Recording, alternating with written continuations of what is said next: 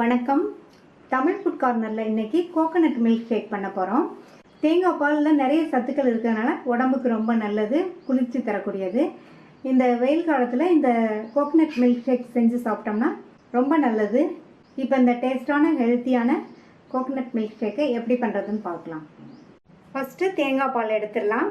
தேங்காய் பால் எடுக்கிறதுக்கு 1 கப்பு ஃப்ரெஷ்ஷான தேங்காய் துருவலும் 3/4 கப்பு காய்ச்சி ஆற வச்ச பாலும் எடுத்திருக்கேன். இந்த மிக்ஸி ஜாரில் எடுத்து வச்ச தேங்காய் துருவலை சேர்த்துட்டு இது கூட தண்ணிக்கு பதிலாக 3லேருந்து 4 டேபிள் ஸ்பூன் பால் சேர்த்து அரைச்சிக்கணும்.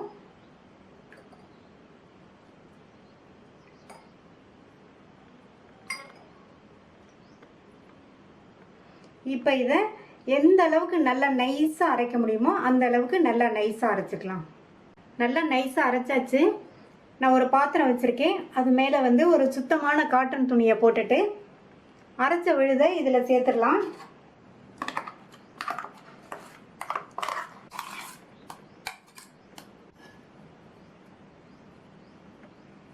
இப்போ நல்லா அந்த பாலை பிழிஞ்சு எடுத்துடலாம்.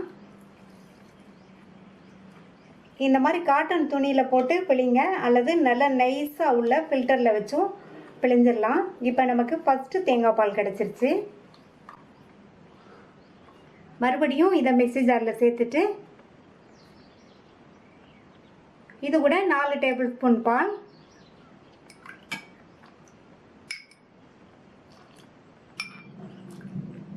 பத்து 15 முந்திரியை 20 நிமிஷமாக வெந்நீரில் ஊற வச்சுருந்தேன், அதை சேர்த்துட்டு இது கூட 2 டேபிள் ஸ்பூன் சர்க்கரை, இது கூட 1/4 டீஸ்பூன் ஏலக்காய் பவுடர் சேர்த்துக்கலாம். முந்திரி நான் சேர்த்துருக்கேன், அது ஆப்ஷனல் தான்.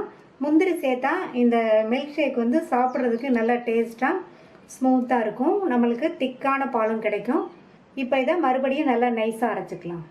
அரைச்சாச்சு. இந்த ஃபஸ்ட்டு தேங்காய் பாலோட 2வது அரைச்சதையும் சேர்த்து வடிகட்டிக்கலாம். இதையும் நல்லா பிழிஞ்சு எடுத்துடலாம்.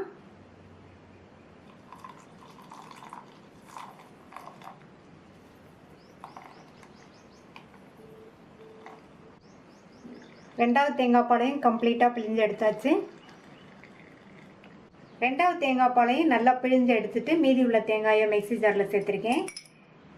இதுலேயும் 4 டேபிள் ஸ்பூன் பால் சேர்த்து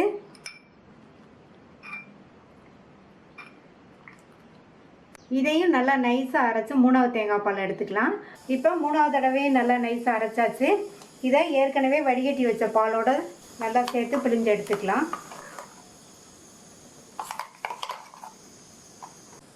இதையும் பிழிஞ்சிடலாம்.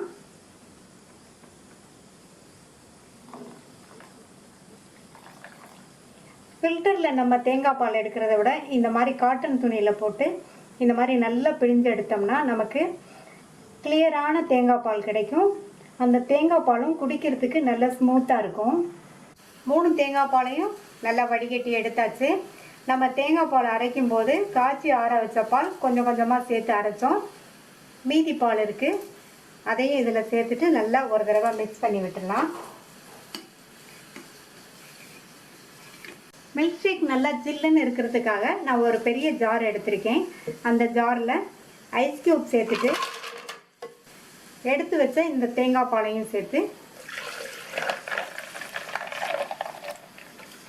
மறுபடியும் நல்லா அரைச்சிக்கலாம். அரைச்ச இந்த கோகோனட் மில்க் ஷேக்கை டம்ளருக்கு மாற்றிக்கலாம்.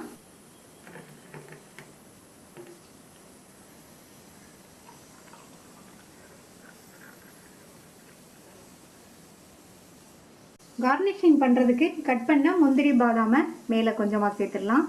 இந்த டேஸ்டான ஹெல்த்தியான கோகோனட் மில்க் ஷேக்கை ட்ரை பண்ணி பார்த்துட்டு உங்கள் கமெண்ட்ஸை சொல்லுங்கள். தேங்க்யூ.